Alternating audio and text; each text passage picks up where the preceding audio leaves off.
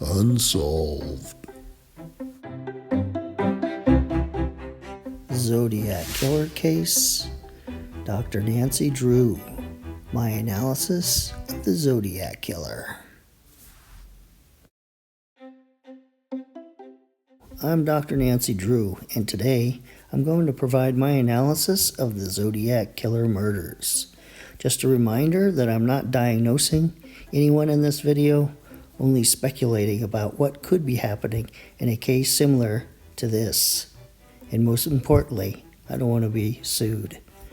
First, I will look at the background of this case and then offer my analysis. At 11:11 p.m., the Zodiac Killer was driving along Lake Herman Road, and he noticed a station wagon with 2 occupants inside. He parked his car behind them and to the right of them. He exited his car and shot 1 bullet into the side and 1 bullet into the back of their vehicle.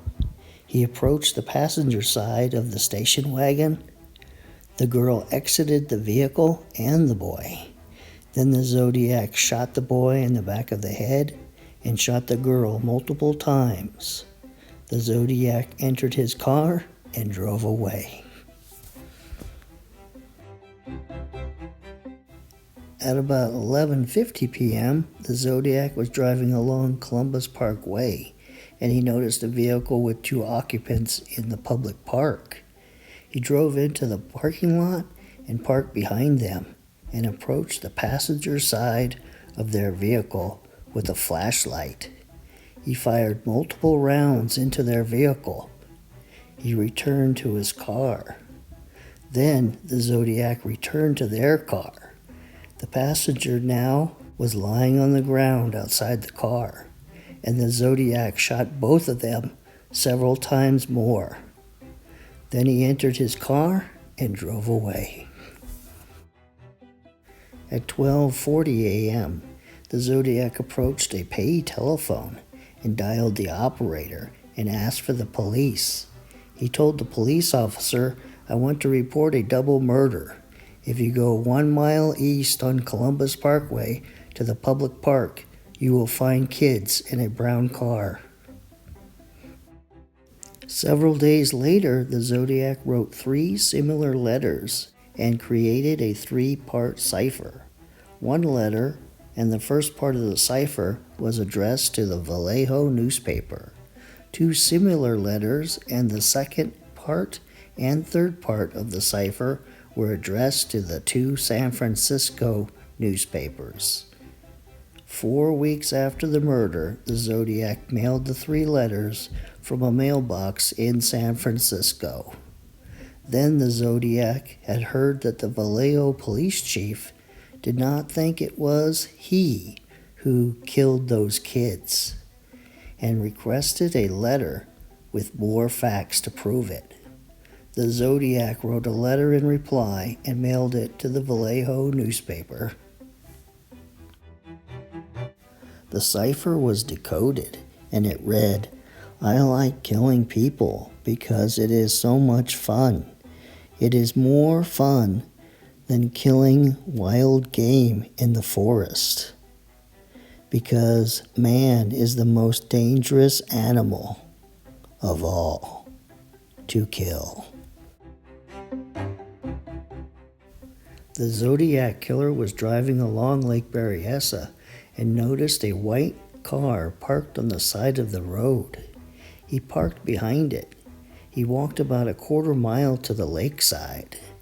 There he noticed a man and woman lying out in the sun.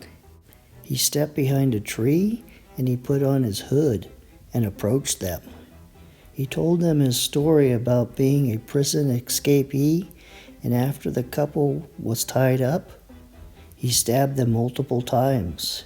He walked back to his car, wrote on the passenger door of their car, Vallejo, 12/20/68, 7/4/69, September 27th, 69, 6:30 by knife.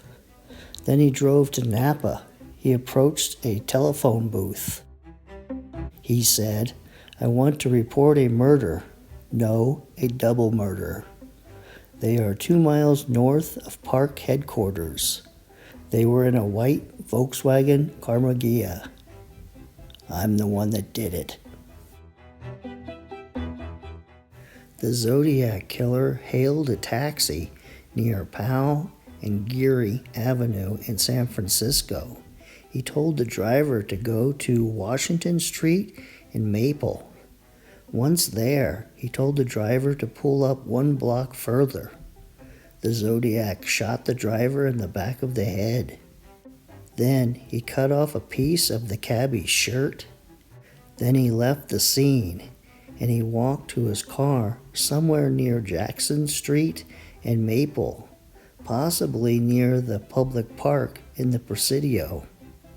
However, a police car pulled up alongside of him and asked him a question, and he answered their question, and then the Zodiac hid out for the night. The following day, the Zodiac wrote a letter about that night.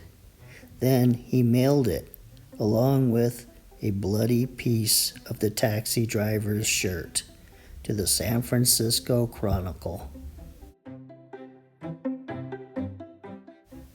Now for my analysis. Why did the Zodiac killer commit these murders? This is just a theory. But one, he liked cars and driving around, and he enjoyed threatening people.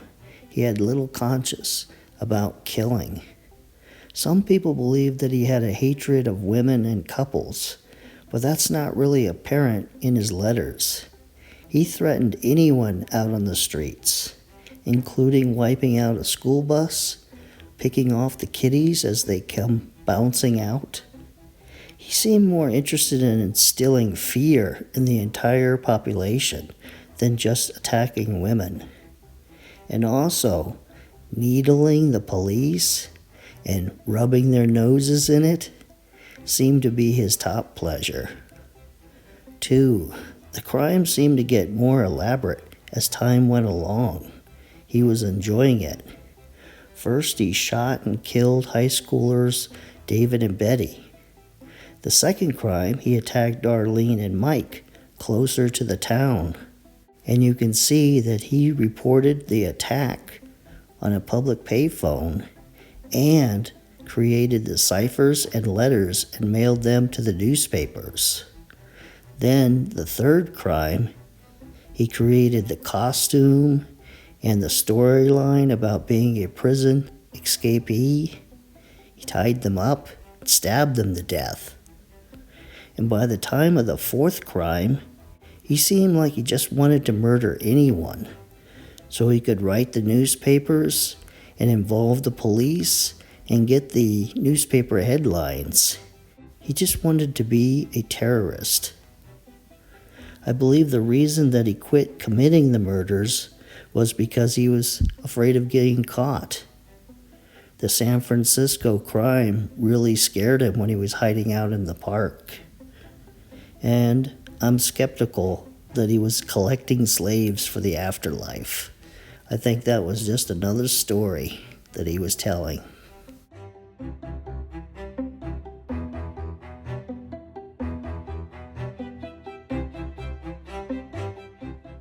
Well, this ends this episode of Unsolved, and I'll see you next weekend with 2 new episodes, one on the JonBenet Ramsey case and one on the Zodiac killer case.